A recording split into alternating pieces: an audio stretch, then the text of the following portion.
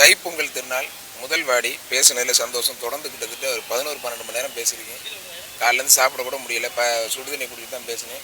என்னுடைய குடும்பம்லாம் வந்து இன்றைக்கி பொங்கல் விழா கொண்டாடலாம் வீட்டில் இருக்காங்க. அவங்களாம் மிஸ் பண்ணுறது ரொம்ப ரொம்ப வருத்தமாக தான் இருக்குது.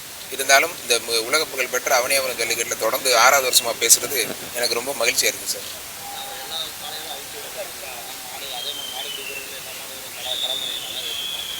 எல்லா மாடுகளையும் அவிழ்த்தாங்க. ஒரு மாடு கூட மிஸ் ஆகலை. மாடு பிடிகளும் நல்லா களமாடினாங்க.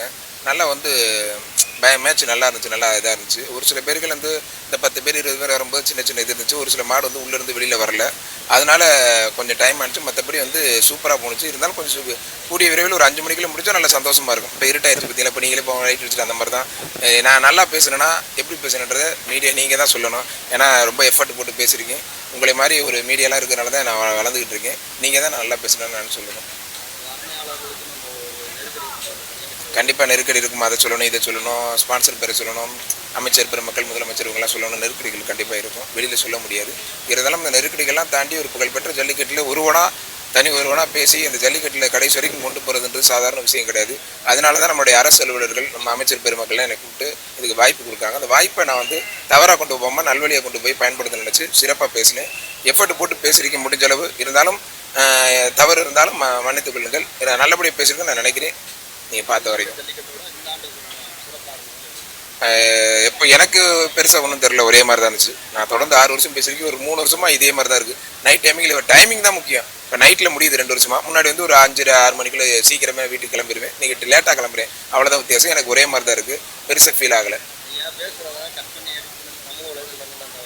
ஆமாம், அந்த சமூக வலைதளங்களில் நான் பேசுகிறத பண்ண மாட்டேன். என்னோடய ஃபோட்டோ போட்டு எடிட் பண்ணி ஏதாவது போடுறாங்க. ஒரு 4 பேர் வளர்ந்தால் 4 பேருக்கு பிடிக்காது தானே.